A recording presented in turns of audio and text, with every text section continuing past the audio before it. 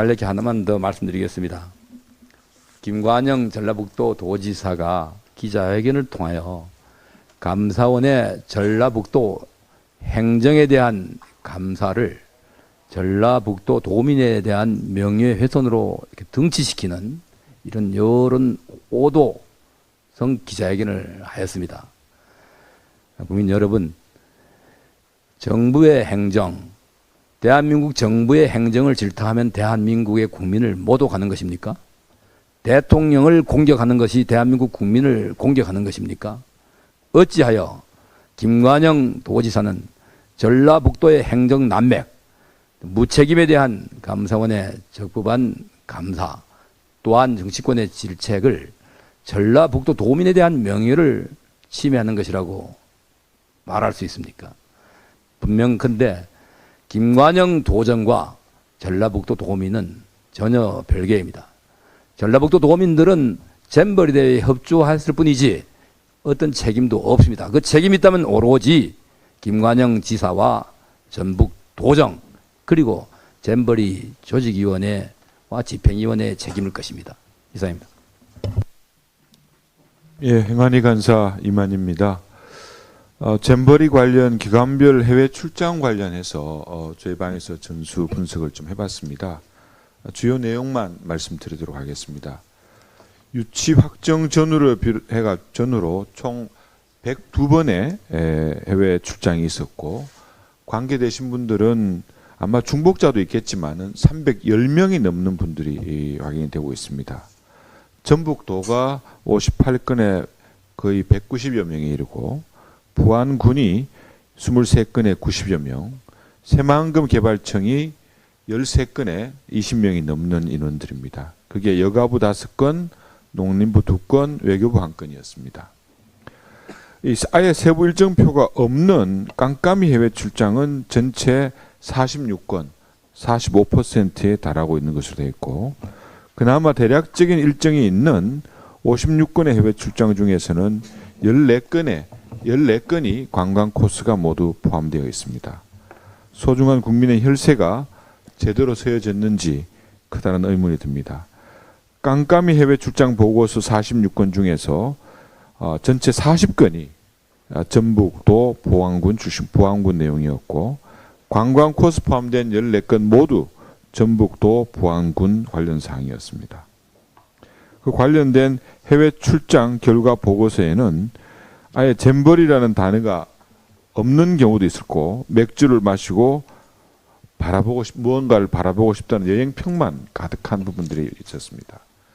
특히 새만금 유치 확정된 이후에 나간 27건의 해외 출장 내역을 보면은 전북도와 부안군에 관련되신 분들이 총 10여 차례 이상 다녀왔는데 잼버리 성공 개최를 위한 출장이라고 하면서 스위스, 크로아티아, 뉴질랜드 등 해당 국가가 잼버리 대회를 아예 개최하지 않는 사례도 다수 있었다는 말씀을 드립니다.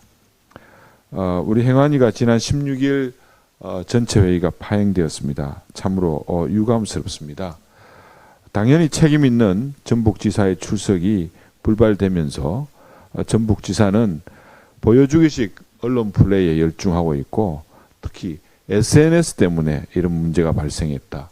국민의 소득 수준이 높아져서 잼버리 파행의 수준이 높아졌 가능성이 나왔다는 등등의 망발을 하고 심지어는 잼버리 조직위원회 집행위원장 자리가 마치 명예직인 것처럼 발언하시기도 했습니다. 민주당은 지금이라도 김관영 방탄을 그만두십시오. 행정안전위가 정상적으로 기능할 수 있도록 적극적으로 협조해 주실 것을 촉구합니다. 이상입니다. 예, 기재위 간사 유성글 의원입니다.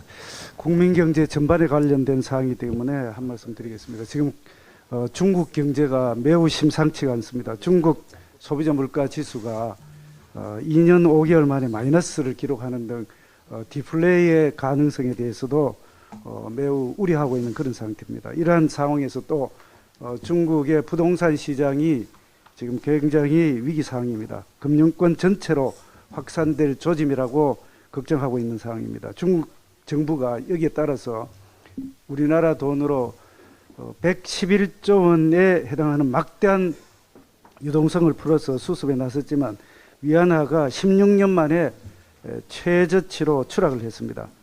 중국 의존도가 심한 한국의 충격파 굉장히 걱정이 되는 상황입니다. 어제 원달러 환율이 장중 연 고점 1343원을 돌파해서 한 달 새에 원화 가치가 80원 가까이 급락을 했습니다.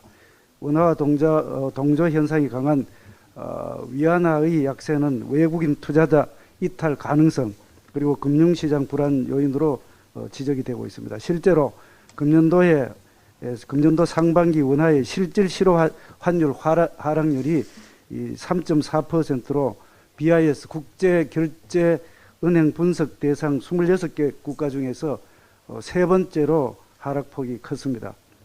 중국 경제 위기가 단시간에 해소되기는 어려울 것이라고 지금 전문가들이 보고 있는 상황이고 또한 갑작스런 위기 가능성도 배제할 수 없다고 보고 있습니다.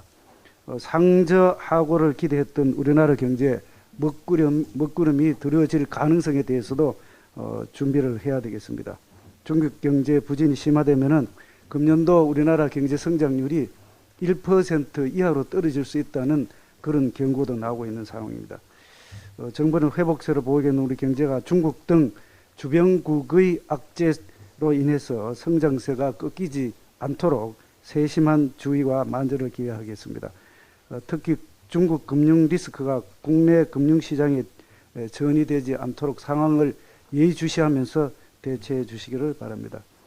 또한 중국 공급망 의존도를 낮추기 위한 원자재 조달 다변화, 중국과 기술 격차 유지를 위한 수출 경쟁력 확보 방안, 그리고 수출국 다변화 등 중장기적인 중국발 불안 완화 대책 마련에도 만전을 기해 주셨으면 좋겠습니다. 이상입니다. 일단